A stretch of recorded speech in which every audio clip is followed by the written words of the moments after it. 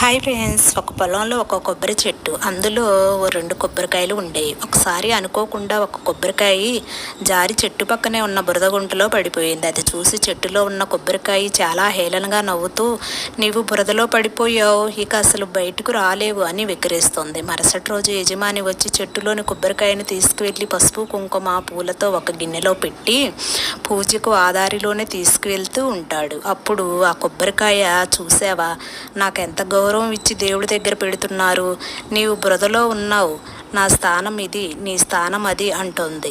అది విన్న ఆ కొబ్బరికాయ చాలా బాధపడుతుంది. పూజకు తీసుకువెళ్ళిన కొబ్బరికాయ ఇంటికి తీసుకెళ్ళి కూరలో ఉండి తినేస్తారు, పచ్చడి చేసుకొని తినేస్తారు.